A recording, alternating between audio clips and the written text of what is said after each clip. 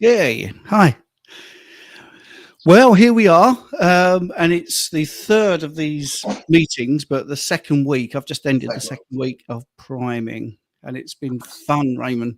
It's been I definitely want to hear that. And you want to give yeah, us a description how that went? And is it yeah. really difficult? Well, I think right, yeah. And actually, I'll have to remember to mute my microphone when you're speaking. That's the other thing. So, right, okay. So I was really keen to get off the three mad and snacks, which is one of the things we talked about, is that you want to get to the point where you're eating because you're actually really hungry, not because you're bored, you're doing it for entertainment, you're actually doing it because you really want to feed yourself and make sure that you've got enough nutrition. So I went to three, and I'm going to dial quickly to today, because that was the biggest turning point for me. It was really difficult to get 3 meals in and actually really want 3 meals. Can't wait for tomorrow, for 2 meals. So all this stuff about restricting food and making yourself feel hungry, using willpower, you don't need any of that. Because literally today, I just thought, I looked at my calendar and I thought, yes, 2 meals a day tomorrow. Too much food, eating too often. I know we don't really care about the scale. I don't really care about the scale, but there are still people that want to know. So I've lost 4 pounds in the 2 weeks. I lost 4 pounds in the first week, and I've maintained. Still eating a stack of food, but I had an interesting midweek experience, which I know you were very interested in. I had a calf cramp in the early hours, or just when I was just about to wake up, sort of 5 o'clock in the morning, and it was the worst calf cramp I've ever had. And I've had time to ruminate on why that would have been. And of course, one of the things that I think it is I'd gone from salting my food to just adding butter, because we'll be talking about trying to get as full as possible and eating as much as possible and getting as much fat in as possible. And I find it not very palatable to add lots of butter, then lots of salt. So I've not salted. And because it's so low insulin, this environment, obviously insulin speaks to the kidneys, talks to the receptors to retain salt. So what insulin does is it says to the body, retain the salt, retain the water. So I'm very, very low insulin. So I'm not retaining any salt. I'm not retaining any water. And I think it's the electrolyte issue that caused this huge cramp. And it was there for about an hour. I mean, it actually got me out of bed. I jolted out of bed, couldn't believe it. Was using some choice language, and it was incredible. I've never felt it. One of the things I really want to say to people out there is, when we're coaching people, we do try to be empathetic with your pains and aches and issues and headaches and all this sort of stuff. But I've never had a calf cramp. So although I understand it and I listen and I understand language and people are telling me how bad it is, to actually have it and really experience it was a great learning curve for me, and pretty frightening to think that people are having these. And it was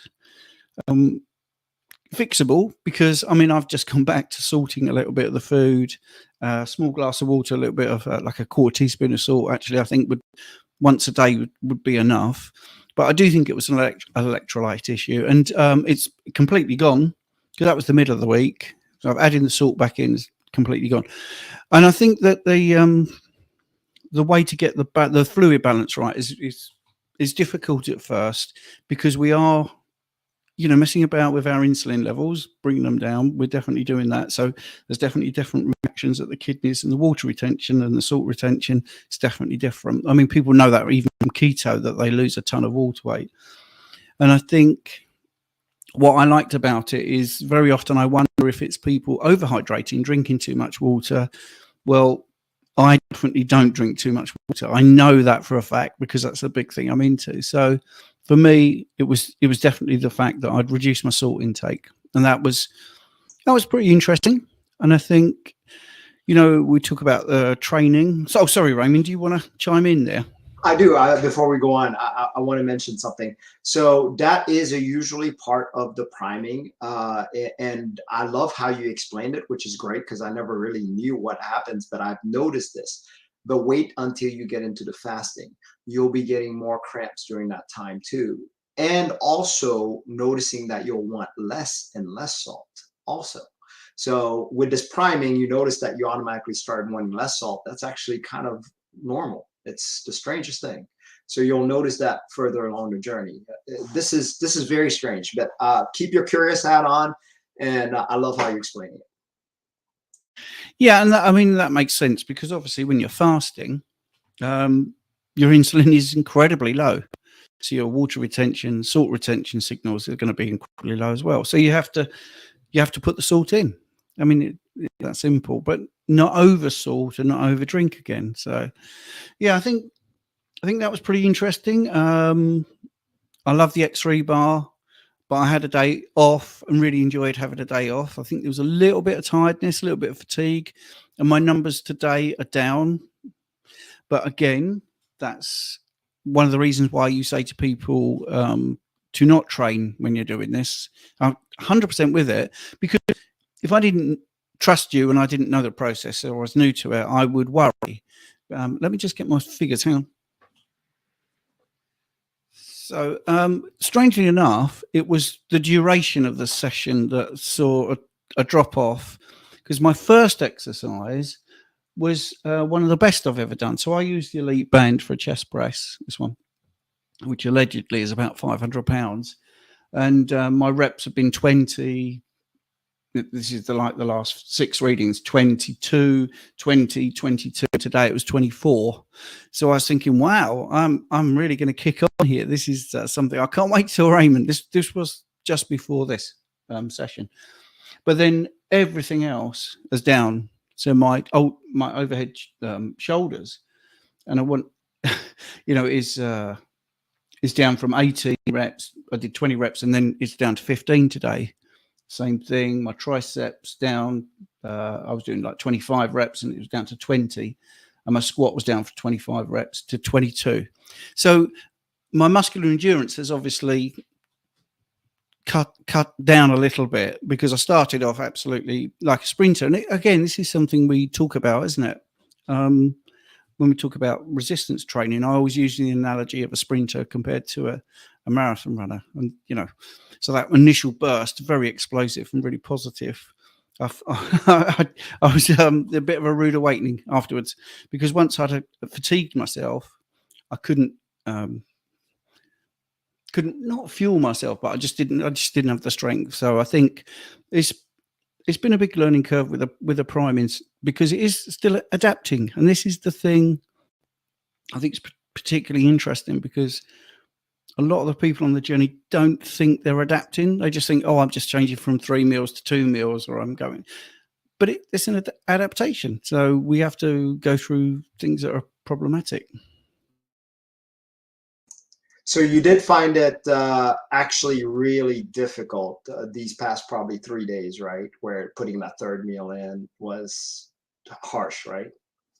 Absolutely. Yeah. And this is the thing. So for those that have come from conventional sort of calorie restriction, or any way of restricting your input, this is the way to go. If your willpower is lacking, you think, I can't stop thinking about food, or I really have to eat bread, or whatever your things are, this is the way to do it. It's there's an old sort of story that, years gone by, when parents wanted to stop you smoking, they'd lock you in a little cupboard somewhere with 20 packs of cigarettes and say, you just smoke them all, and you've got to be out 3 hours.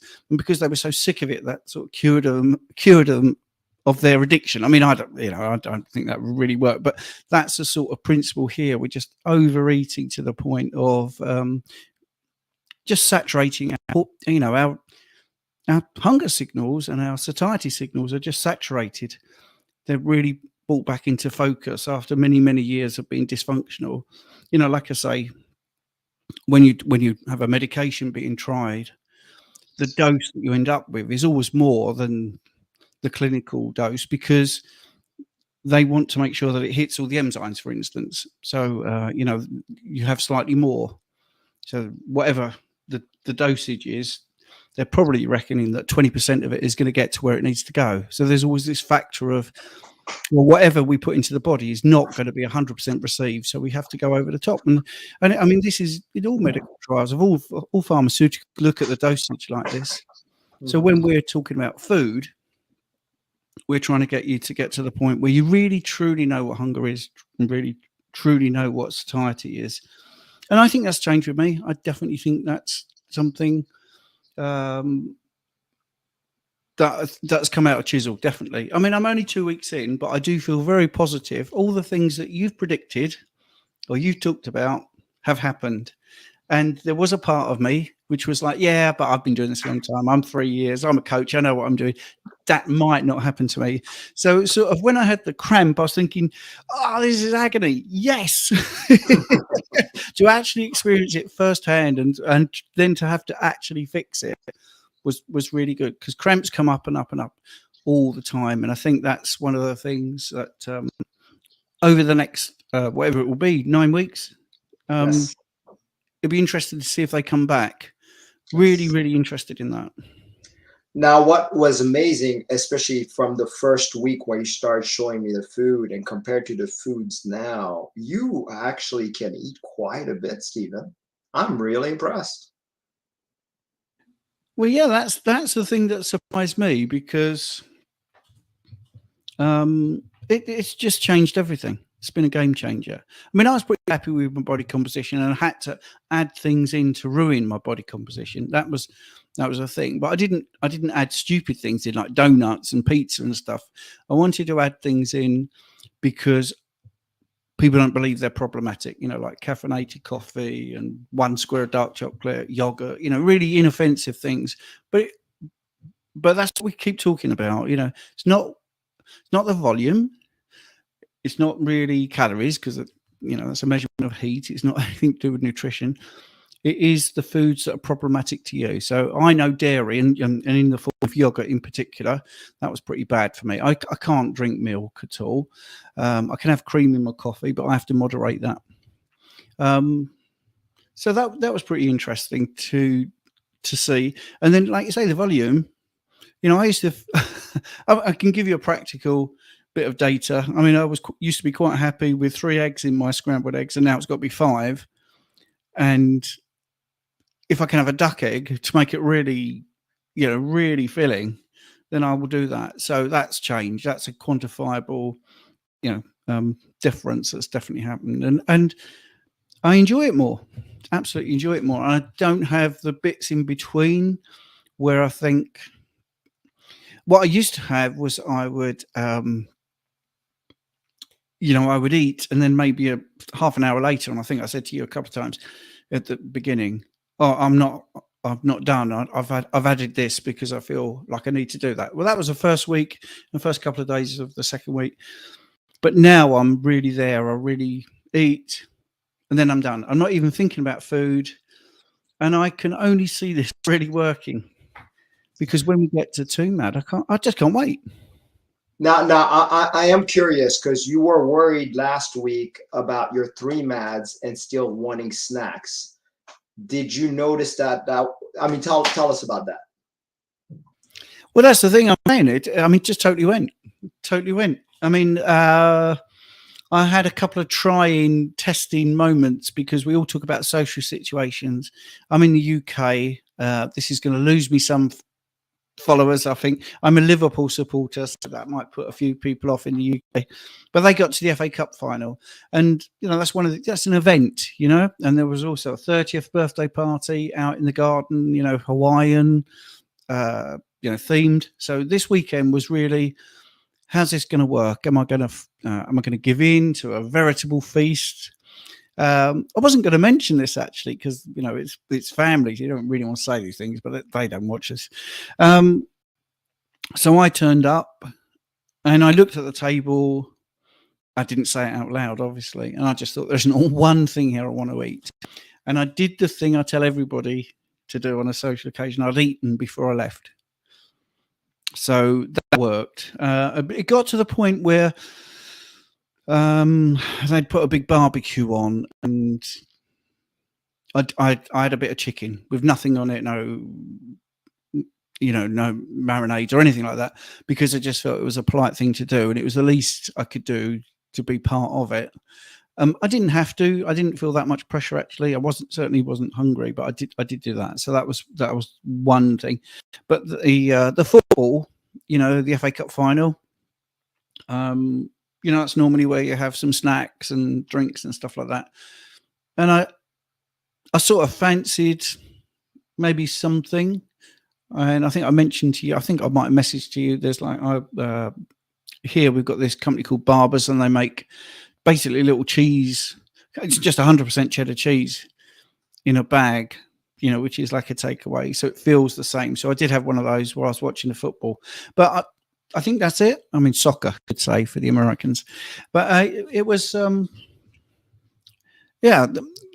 rest of the week was very easy. I mean, easy. And that's the thing. And when I watched you doing the Bart thing, that shone through, that he didn't want to eat, and, he likes his beer and pizza and all that sort of stuff, which he admits, he goes off the rails and does that sort of thing. And I thought, I wonder if I will get to that. I did genuinely wonder if I would get to, I love food. I do like the variety, and I like eating, and I like the social side of it, but it absolutely worked for me, Raymond, so far. Absolutely. 100% as you predicted. So right now, it sounds like you don't even have any doubts about going into 2 MADs and afraid that you may be under, some amounts, right?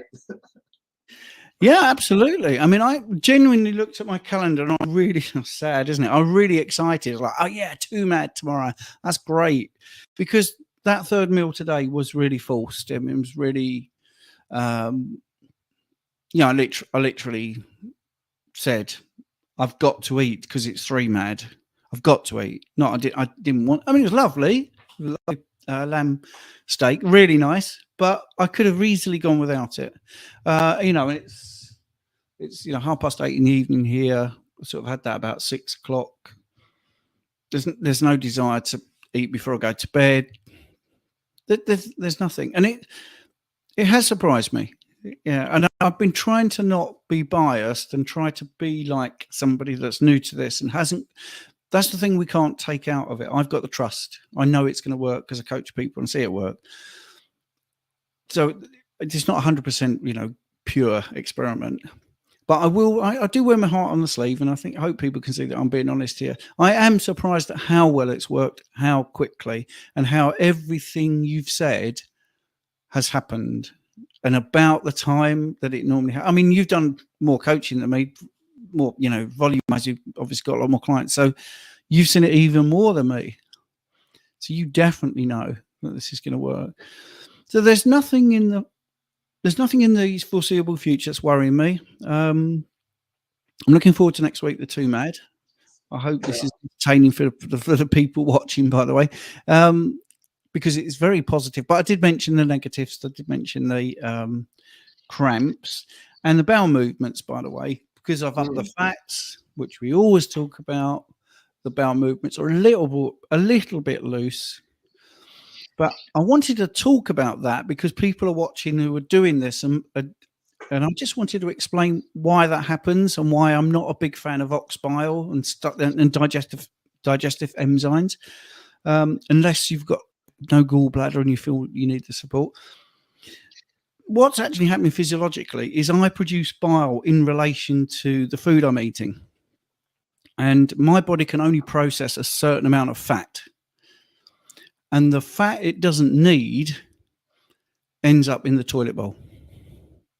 Now, if I was to say, do you know what I'm going to do? I really don't want that. I will take some ox bile. I'm actually going against my physiology because I'm saying to my body, I'm going to force it to try and absorb more fat.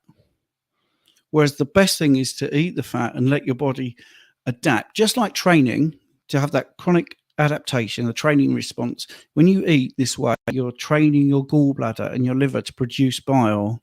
And sorry, Raymond, to be a bit boring here because you've heard this before, but food is not passive. It doesn't sit in your stomach and then get acted on. It signals out, you know, amino acids break up, the essential fatty acids signal this is what's happening. So this is how we know how much bile to make. This is how we know how much stomach acid's needed. You know, it's symbiotic. Even though it seems like a dead piece of meat in your stomach, it's still going to be broken down to all the enzymes and everything. So what's going to happen is my liver is going to produce a certain amount of bile. Now, I suddenly up the fats much quicker than I have at any point in my life. I really did go to sort of, you know, like half a chunk of butter on, you know, daily at least, like, you know, 125 grams, whereas it would have been maybe 15% of that. And it reflected in the bowel movements. So I had a couple of bowel movements a day, which is a new thing for me. They were a little bit loose, but I'm not going to supplement or anything like that. I'm just going to let it work its way through, and that will go. And that's another thing we talk about a lot, isn't it? Bowel movements, and people want to do all the fixes.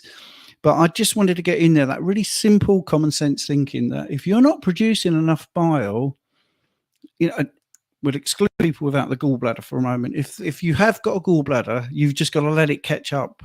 You've just got to let it make it enough bile. Bile's made out of cholesterol and other parts like taurine and all these sort of things. So we will get the raw materials as we eat the right way. Now, if you haven't got a gallbladder, obviously you might need a little bit of assistance, or you could have, you know, like we always say, smaller meals, a little bit more frequency at first, and get you there that way. But I just wanted to make sure everyone was aware of why that happens. Yeah. So did you want to share some of your pictures of what you ate real quick, or should we do that? Yeah, I did want to do that. I just, if people are interested in the meal, let me, we're going to try and do this. Right, hang on. Of course, it's playing up when I want to share. Bear with me, Raymond. No problem. I just wanted to say that, especially with the bowel movements, it's interesting that you had it so late, like a loose bowel, but you did say you upped your fat, but that makes total sense. Yeah. Right. So I have got some pictures here. We will share. I think I'm just trying to go back to when I started the second week, where you mentioned you were fasting. So what was the date today? It's the 15th, May 15th. Yeah, 15th. So right. The only thing I'm concerned about, like I say, is trying to hide some personal details. I think we'll be all right. Oh, we don't have to share it. It's okay if you don't want to share it. No, I'm not at the moment, because there is a phone number, and I don't want to do that in case that person's watching. So that's fine. Right. Yeah, I'll do that next week. I will find out how to Yeah. Let's talk about your 2MAD week, what to expect. Okay. So on your 2MAD week, what to expect is, first of all, a sigh of relief. But believe it or not, 2MAD is also included in priming. Why do I say this? Because you're having 7 days of it. You'll notice that's also going to catch up to you too. So by the 7th day, you're going to be like almost forgetting. And I have so many clients that just forgot to eat their second meal. And this could happen to you. So I'm just letting you know, unless you actually pay very close attention to making sure you get your 2MAD, just like you had to get your 3MAD, you can easily do an OMAD. So that's the bet. Just remember, people can prime on 2MADs, but they have to do it for a long period of time, and they have to eat until comfortably stuffed. Yeah, I mean, I was thinking that I would go to the same sort of meals I've been having on 3MAD, but just do it twice. Not sure about adding any actual food volume. So I think I've worked out how to do the screen share, so I'm going to do it now, so people can see the food. I'm glad you said that. So yes, you don't need to add any extra volume. Let your body dictate that. So there's some days that you're going to want to add extra volumes, and some days you're actually going to go below the amount. And that's okay. You just follow that. Oh, good. Yeah. So that was today's forced lamb steak. And that was at 5:30 today. And that was lovely, but I didn't really need it. So just so people can see. So that was at 2:30. I had ground beef, bacon and cheese. Excuse the terrible photograph. And then just eggs and bacon. So that was just a day of eating. But I see now that the day before, I had a horrible rump steak, and it was massive, but I didn't take a picture. I forgot it. And then midday, I had just a few steaks with butter, and then again, I had just bacon and eggs in the morning. So I'm having the same sort of thing, and this is the day before that. 4 p.m. rump steak with butter, 11:30 ground beef, bacon, cheese, and scrambled egg in the morning with bacon. So I'm having similar meals: rump steak and a little bit of lamb, and then I've got rump steak, and I've also got brie, bacon, and eggs. So I just wanted people to see, that that's the sort of thing I eat at the moment. So let me just stop that screen share. Yeah. So I'm not a Bella. I don't have pounds and pounds of meat, but that's more than I was eating, because I'd actually sort of plateaued, but I was still gaining muscle and still working out and all that sort of thing. I actually think when we get to the end of the 2 mads and I go through the pictures, the reason I put those pictures on, I really wanted to do that, was because I think at the end of next week, when we do this next week, I think the food volume might have gone up, and it will be 2 meals that are equal to those 3 meals in volume. So I'm going to see. I've got no idea. No idea. Yeah, that's the part of the experiment. No matter how many people I've done, I have no idea how it's going to turn out. So it'll be quite an experience to see yours. Yeah, it's been brilliant, Raymond. And I think just going on the coaching side of things, I think the accountability has been really good. It's so helpful knowing that if I was to go off track or think I was going to go off track, I've got to report it to you. And I think that's been really interesting for me to see how that works, because I do this with clients and I get them to send me pictures of what they're eating, and that accountability is really good. We don't have any questions, by the way. I was just looking in the chat. Nothing's grabbed you, is it? That we need to talk about?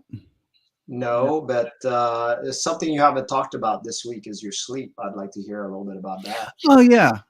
Sleep's been really good. The thing that caught my eye was Janine was saying about don't drink water, but drink salted water. That's one thing I think some people can do if their electrolytes are a bit in need of some working out. Firstly, I don't drink much water, and I never have clear urine. It's always straw coloured. I don't think we need to keep drinking water, because you're just going to flush out all the electrolytes. One of the easiest things to do is to have a little bit of water with a little bit of salt throughout the day. I think that's quite good advice. But anyway, so what was the question, Raymond? Sorry, I've gone off there because I got called. Your sleep? Oh, sleep. Yeah, that's right. Sleep. Yeah, obviously not an issue, because I'm struggling to think of any issues. So sleep's been really good. I'm going to a very deep sleep. Actually, Jane's been telling me that I'm really out for the count. So that's probably a good thing. I feel very refreshed when I wake up. Today's been like I say, we had a bit of a weekend, so I felt a bit lethargic today. It's very hot. I've done a lot of studies and things like that. I don't think that's anything to do with eating at all. I just think it's a busy weekend. But I would imagine sleep tonight will be fantastic. And I've had an assignment to do for my honours part of my degree, science degree, and that was very stressful. And normally, when that's happening, you would imagine that I wouldn't sleep that well because it's it's very important to me. But it's really, really not impacted my sleep at all. So the bowel movements have been like a couple of times a day, a little bit loose because of the fat. Sleep's been really good. I've had cramps, so all the things. I've no headaches. I tend not to get headaches anyway, so that's good. No cravings. Not craving anything at all. It's which is brilliant, isn't it? I mean, to not crave. And I thought the first week with the snacks might have a hangover the next week of missing the snacks, but that didn't happen at all. And like I say, I can't wait to go to two meals a day. Just cannot wait to do that. Yeah. Now, how has that affected your stress level, eating so much, having so much going on with your studies and all that good stuff? How's that affected Uh, you? I'm not. I mean, I take things very seriously, and I like studying, and I like the thing that I'm studying. At the moment, I'm doing two modules are overlapping, which is a little bit stressful because I've got assignments for the last module, and then I've got the new module and some assignments. But they're all things I'm really, really interested in, sort of brain function and the somatosensory perception and pain management, all those sort of things that I really like. So it's interesting, but obviously I put pressure on myself because I want to do well. But I can give you something that I find really interesting. I years ago did an English degree, English literature degree, an honours one in that, and I can remember every time the assignments came up, being much, much more anxious and really doubting my ability and just thinking it was very hard and why did I put myself through it and all this sort of stuff, which I'm not having now. My biggest anxiety, I suppose, is the fact that they overlap and I can't wait for one to finish, which is next month. But I would say I'm much less anxious about it, more confident that everything's going to be okay. Like I say, I'm enjoying it. I'm confident of my answers, and I think it's I don't feel I'm stressed. Basically, I think Okay. So the extra meals didn't stress you out anymore, just to, something else on top of that. It didn't feel like a big chore. That's kind of what I'm trying to get at. yes, yes. Well, it did, because but not in a powerful sort of, oh wow, that's a big stress way, but it was I've got to eat now. I've got to fit in a meal. And literally that lamb chop that I had tonight was, I said to Jane, I've got Raymond tonight. I have got to eat that. I've got to find time to eat that. Sit down, and it was lovely. I mean, it was really lovely, but it just yeah, it's a good stress, I suppose. We talk about exercise being a good stress if you don't overdo it. If you do the right amount of exercise, it's not overly stressful, but it is still a stressor.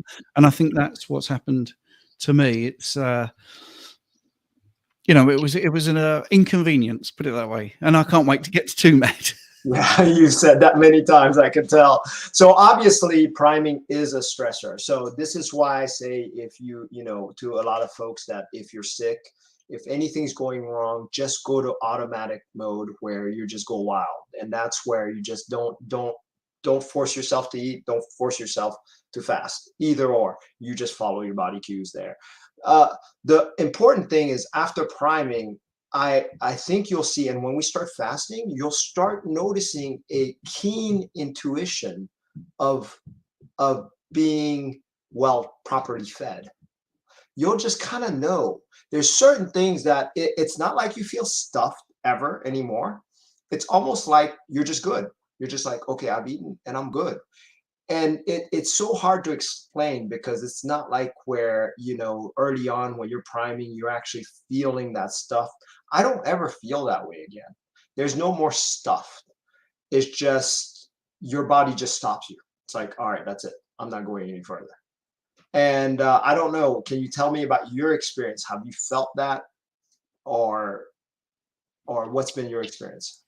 Well, I never feel stuffed. So it is really hard to explain that concept of when I know I've eaten enough. Um, I'll just say how it goes. So a couple of days ago, I was eating, really enjoying it, and I noticed the sort of I slow down to the point, and I chew and I do everything I tell people to do. I take my time over the meal, and I don't drink any fluids while I'm eating. But I found, there was like 20% of it left on the plate, and I just looked at it and thought, I don't want to eat that. I really don't want to eat that. So and I sat there and I thought, but I'm going to try, because I'm going to eat like it's my job. I am going to try, and probably 2 more bites. But the second bite, it was like, whoa, just the thought of it made me feel sick. It's just too much food. I was definitely full. And I was brought up, you can't leave anything on your plate. There's people starving in Africa and all this sort of stuff. So there's a little bit of guilt there that this food is going to go to waste. But yeah, even now I can feel that.